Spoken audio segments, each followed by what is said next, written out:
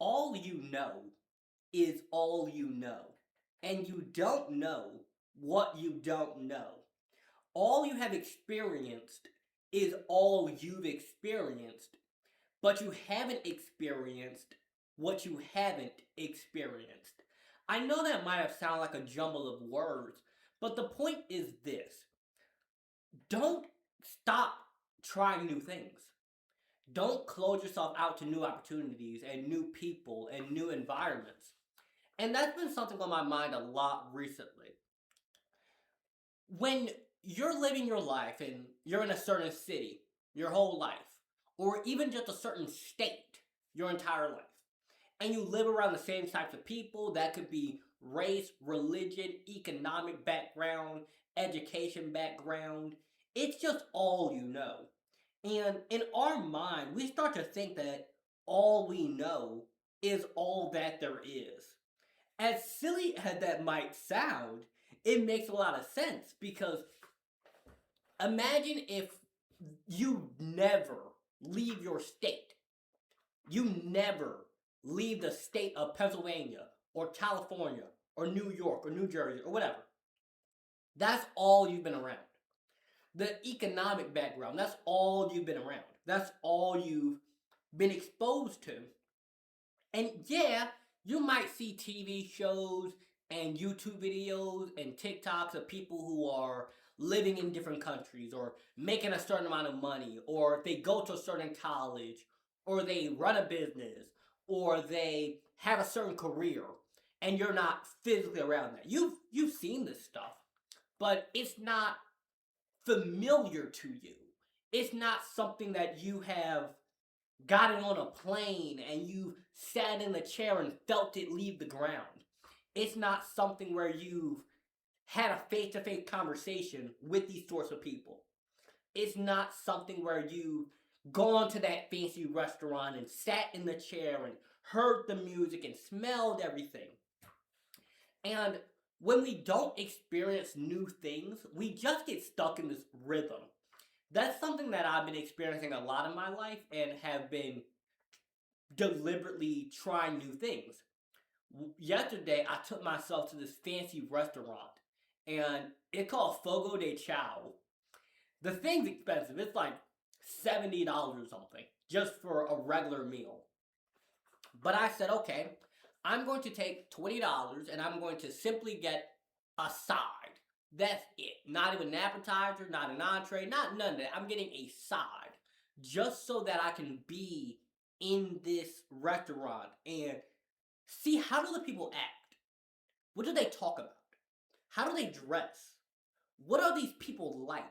And not in a way of trying to categorize these people, but trying to understand the mindset and mentality that they have that has put them in a financial position where they can just go spend $70 on a steak. It's $160 steak at that place, and some of the people I saw, they were ordering that thing just casually, not checking their bank account, not having to go through their wallet, not having to break a sweat about this. No, just casually, I'm gonna buy $160 steak. What did that person do? Not just what job do they have, what career do they have, but how do they think? What is their behavior? What is their, how do they manage their money? What percentage of their money do they save? Like, what are these people like? And there's so many opportunities for us to experience things like that where we see something new. We experience something. We expose ourselves to opportunities that normally we don't. But we stop ourselves because, man, they're not going to let me in that restaurant. Yeah, they will. I mean, your money's green, isn't it? All you need to do is get like a suit or a blazer or just dress business casual or even just some jeans and a black t-shirt, you'll be fine. But we get in our own head and we think, I'm not the kind of person that can be in that sort of environment. And we hold ourselves back before we even step foot in the door. There's the thing I've been thinking about where it's in the Bible, knock and it shall be open to you, ask and ye shall receive. Most of the time, we don't knock because we think I'll never receive it. But if you would have knocked, you would have found out that you were going to receive it because you knocked. It's There's so many opportunities that we miss out on simply because we didn't ask. Simply because we didn't take a chance. Simply because we didn't raise our hand and say, hey, I have an idea. I have an opinion. I have a voice, but we silence ourselves before we even start speaking.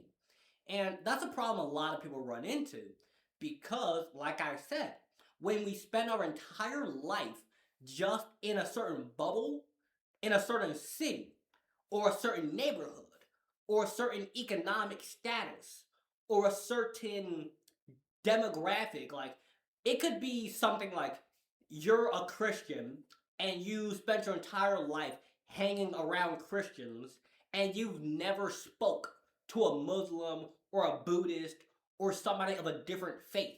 Not about religion, but you've never just had a conversation with them and seen like what is their family structure like? What is their culture? What are their beliefs? Not that you're going to change yours, but you're a person, I'm a person, we can learn from each other and we can grow together. But even too, recently, one of the things I want to do is travel more. I want to just take a vacation because pretty much for the last, I think, 9 months or so, my life has simply been I come to this office, I work on my business, I go home. I go to the gym, I read, I journal, I, eat and all that. And occasionally, when it was warm, ooh, my throat just closed up. And when it was warm, I would go fishing. But as you can obviously tell, it is January, and we recently had a snowstorm, so fishing is off the table. So I thought to myself, where do I want to travel to? Where do I want to go? What is a place that I would enjoy? And I came to this idea of one of them. And I'm not going to say which exact town it is just for potential security reasons, but it's a place in New York. And not New York City, it's New York State. It's one of the towns there. So I'm going to go there and just experience the culture, the people, the area, see what it's like, expose myself to something different, and understand how can I impact these people? What can I do? We often think of opportunities as opportunities to get rather than thinking of an opportunity to give. We think of what can I get from this person or get from this thing or get from this job or get from whatever. But we don't often think about what can I give. And by giving, you get. It sounds so backwards, but when you give something, you are opening your hand to receiving more. But if we just hold on so tight to what we have, we stop ourselves from opening our hand to what we can get. That's even a bigger blessing. And it might not pay off tomorrow. It might not pay off the same day. I'm not saying that you're going to help someone and then 5 minutes later they're going to give you a job or give you a promotion or do some big thing for you. No. By giving and helping and being of service, you will put yourself in positions where opportunities just magically fall into your lap. But it's not magic, it's just the ways that the world, universe, God, whatever you want to say, has set things up. But like I said, when we stay stuck in our bubble, we start focusing so deeply on I don't want to lose, I don't want to have this bad thing happen, that we block ourselves from even the mental possibility of it working. Unfortunately, most people are raised in environments where they're taught and told that people like us don't succeed and it'll never work and what if this and what if that. But what if it goes right? People don't often consider that. Not many people sit down and think about, what if it actually works? What if my business does take off? What would it be like? What would I be able to do? How could I help my family? What would I be able to buy? What kind of trips could I take? Where could I live? What kind of, being, just what would that life be like? And we might think about it for a little bit. We might think, oh, that'd be pretty nice and that'd be pretty cool, but that's unrealistic. No, it's not. Open your mind to the possibility of unrealistic things being your normal. There are people who it is just normal to them. Like I said at the start of this episode, there are people who it is just normal to them to go to a nice fancy restaurant and spend a huge amount of money on dinner. And it's just normal to them. Not because they're trying to show off and impress somebody or trying to, post it on Instagram. No. This is just normal to them. This is what they like to do. This is what they like to eat. This is the environments that they enjoy being in. So it's just normal to them. And it seems crazy to people who that's not their normal. And your normal is crazy to somebody else. When it comes to something such as food, we can use that example. In places like the Caribbean, it is a normal thing to eat iguanas, like these big lizards. That's just normal to them. That's just what they do. It's just a good food source for them. And to people in America and other countries, they might think, oh, that's weird. That's why are you eating lizards? But that's just what they like to eat. That's their food. That's their culture. And in America, eating a burger is just normal to us. Like, it's just a steak, a burger. This is normal to us. But somewhere in India, it's like punishable by death. Because to them, they believe that cows are the reincarnation of your parents and grandparents. So when your parents and grandparents die, to them, they believe that their spirit is like reborn into a cow. And that might sound crazy to people who aren't Indian, but to them, that's just normal to them. That's their culture. That's their way of living. That's how they believe. That's their faith.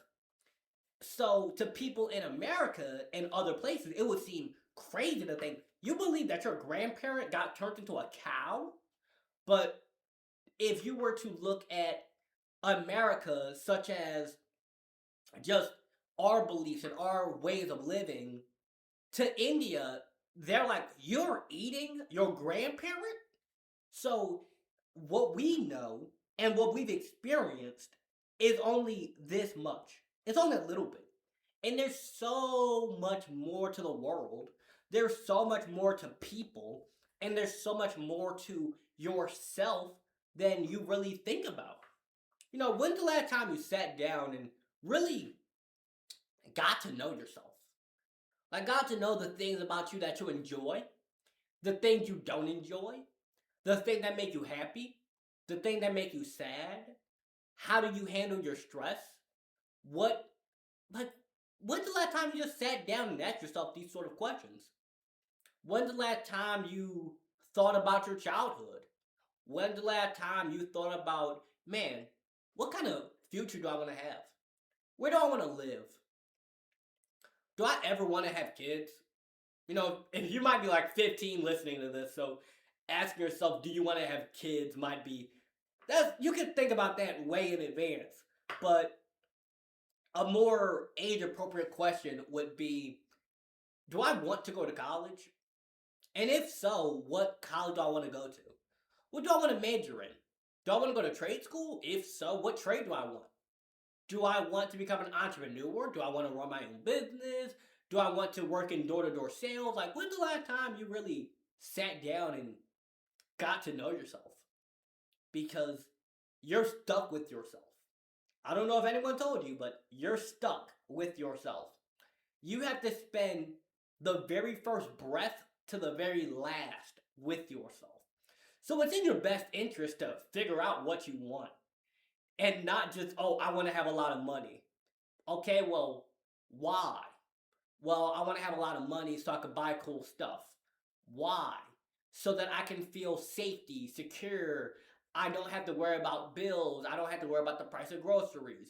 Why is that important to you? Because growing up, we didn't have a lot of money and there wasn't food in the refrigerator. And I just want to be able to move me and my family out of a bad neighborhood. So you see how now when you sit down and really dig deeper into yourself, you start to realize things like, man, that's why I do that. There's a lot of people, and myself included, who we have certain just reactions to things, and we might spend our whole life reacting a certain way. Like if somebody says something about your clothes or your hair or your shoes, or they say something about the way you talk or the way you dress, you just get mad. It just happens. And on the surface, you're thinking, I'm mad because that person insulted me, they disrespected me, they said something about me that I don't like. Okay, well, why did I react that way? Because I'm not in control of my emotions, I'm not in control of my reaction. So, what can I do to get some control of my emotions? That way, I don't argue and fight with people over every single thing. See, now when you sit down and you start digging deeper into yourself and the patterns of your life and your behavior, you can prevent yourself from ending up in prison. A lot of people end up in prison simply because they don't know how to control their emotions. Someone said something, you get into a fight. Someone does something, you get into a fight. And there's a big difference between self defense and aggression. Because self defense is like I'm simply protecting myself from someone who physically harmed or made physical threats. Whereas aggression is you're just going at this person with no major reason to. And I understand that everyone has different situations, and some people grow up in wonderful, beautiful neighborhoods, two-family household, your dad's a doctor and your mom is a lawyer. There's some people who that's their reality. Then there's other people who they grow up and they're an orphan and they live in severe poverty in the middle of nowhere. That's some people's reality. Then you have other people who are in like the middle where it's not super duper good, but it's not super duper bad. Like you live in good enough conditions. You have food. It might not be what you want, but it's edible. You have water in the faucet. You are able to take a hot shower. You're able to have clothes on your back. It might not be the newest, latest trend, but you have clean clothes and clean shoes, and you are living. You're not necessarily top of the top, but you're not bottom of the barrel. You're in the middle. And the way we grew up is different than how other people grew up. There are people who grow up and they go to like private schools and have the best teachers. Then there's people who grow up in the worst neighborhoods and they have the worst teachers. And it's it can be very difficult, but it's very possible, and we can find so many examples of it being possible to defy the odds of your circumstance. Because just because you grew up in a bad neighborhood, or you were an orphan, or you grew up in a single parent household, or you could even grow up homeless, you might have been 10 years old living on the streets. Even if your situation seems impossible, you can make it possible because I am possible. I am possible. You can make it possible to defy the odds. And that's not just a cliche motivational statement, it's reality. Look at any of your favorite athletes or musicians or artists or people throughout history who had major obstacles in their path, like systemic barriers during the civil rights movement was the reason why black people and anyone who wasn't white didn't have the same rights as people who were white. That was a major systemic legal barrier. Slavery is another good example of it. Or Usain Bolt. He grew up in incredibly severe poverty, and look at him now. Multi-award winning athlete, Olympian, gold medalist, author. Kobe Bryant, another example. I believe he grew up in a pretty bad home environment too. It wasn't like insanely bad, but it was pretty rough. And he became a world famous basketball player. You can look at so many people throughout history. Malala Yousaf, I think that's her last name.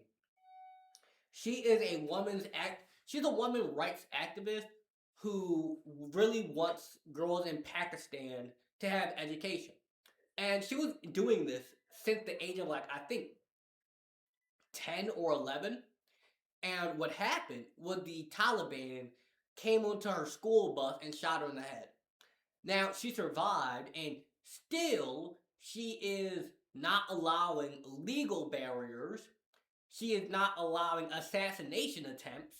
She is not allowing death threats to stop her from supporting the education of women in Pakistan. And she also, speaks about this on a worldwide scale because there's a lot of countries where women don't have access to proper education. Pakistan is just the one that she happened to be born in. We can look at other examples of people such as Frederick Douglass. He grew up a slave. We can look at so many people. And even though we can see these people, we start thinking, but man, that's not going to be me. I can't do it because you keep telling yourself that you can't. The stories that we tell ourselves have power over us. Your belief of yourself is the one that's going to dictate your whole life. Because you can lead a horse to water, but you can't make it drink.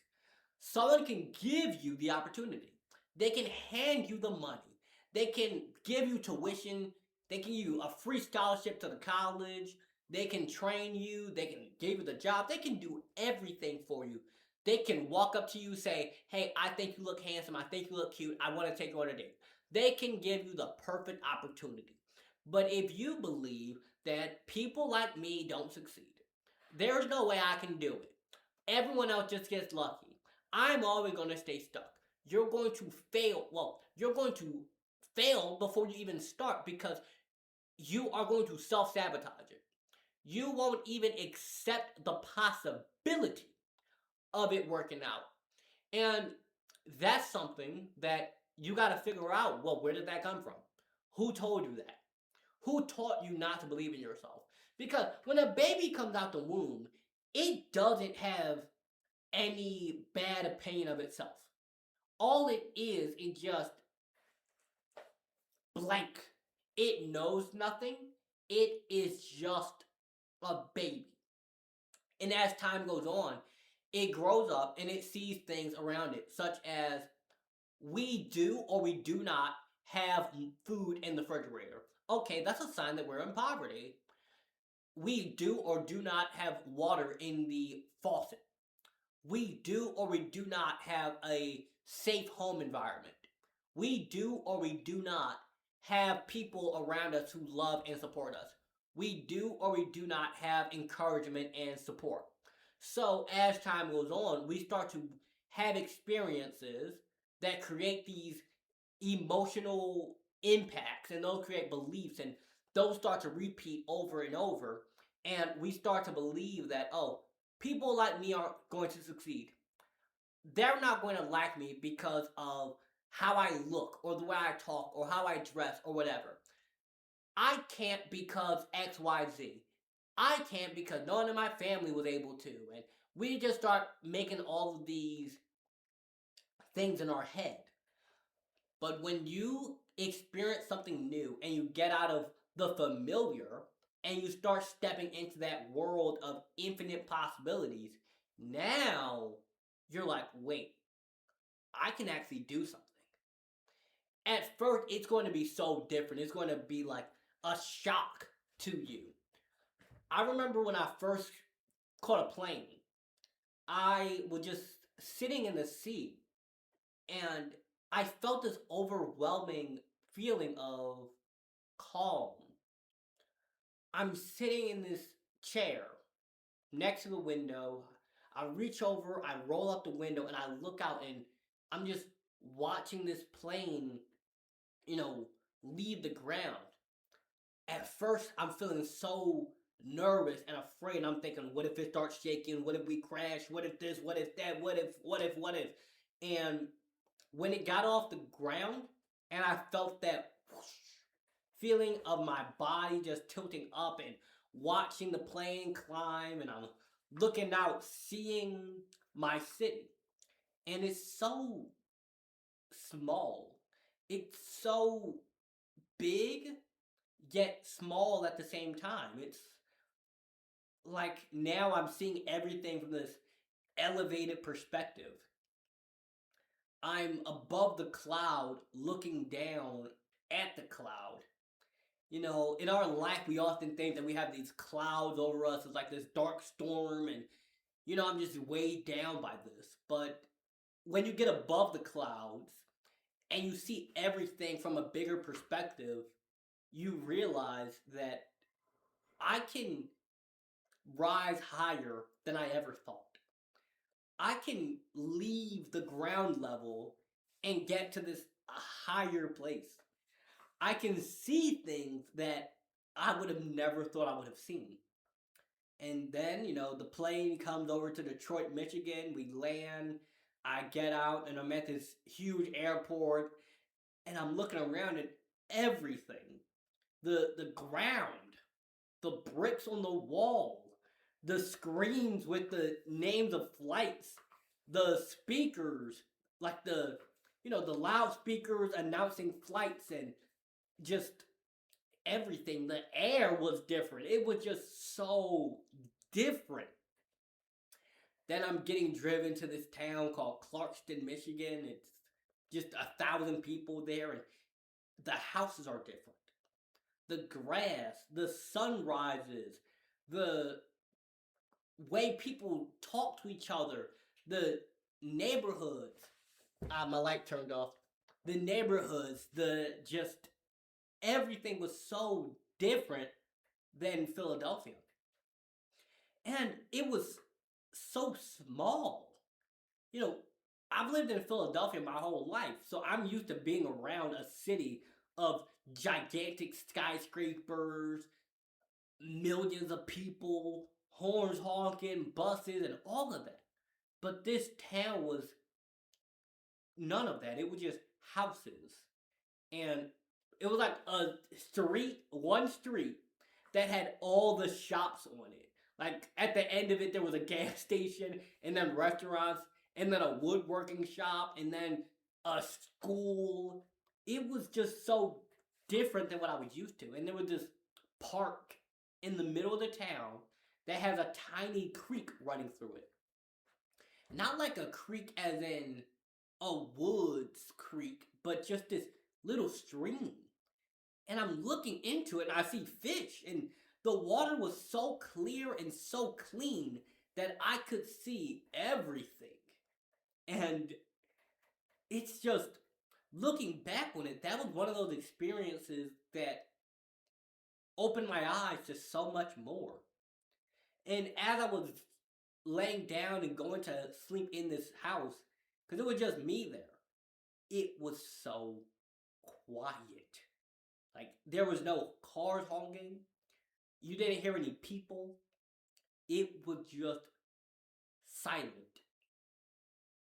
And what I want to leave you with is this.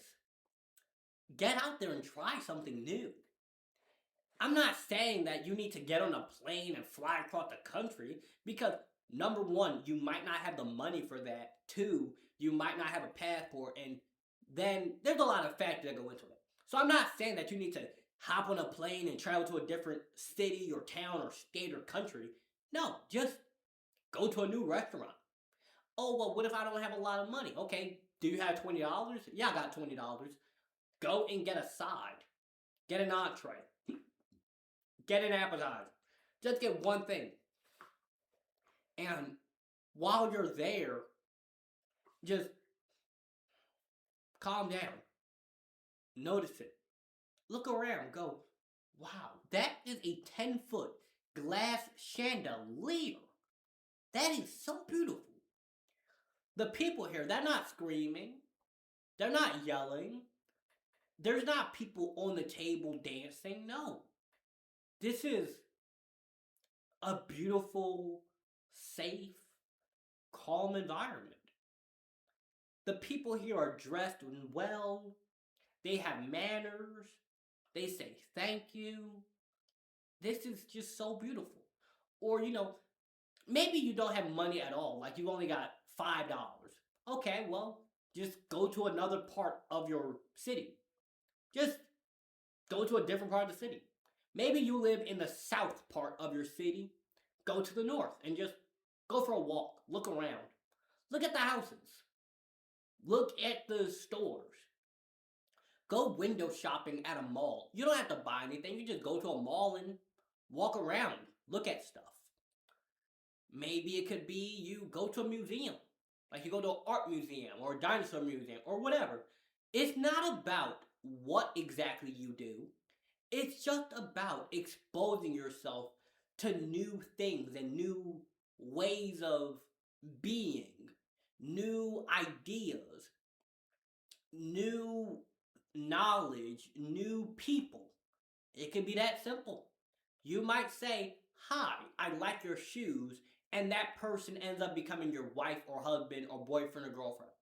You might say, oh wow, I really like your t-shirt.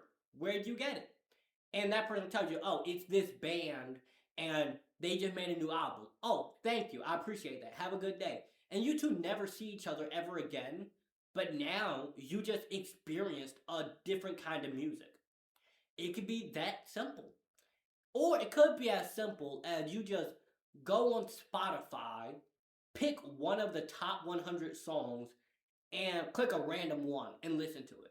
Now you just experienced a new sound, a new artist, a new thing. That might end up becoming your favorite musician. You might end up going to their concert. You might end up getting a signed autograph, like an autographed album or an autographed t-shirt or something. And that all happened just because you exposed yourself to something new. You can also expose yourself to new things by looking at YouTube videos or documentaries or books or TVs. So, like TV shows. So it's not about spending money to have a new experience. It's not about traveling far to have a new experience. It's not about what you do. It's just about opening yourself up to something different. Because if we stay in our bubble, all we know is all we know. And there's so much that we don't know because we've never seen it. And there's so much that we will never know because we just never experienced it. So figure out, where do you want to be in life?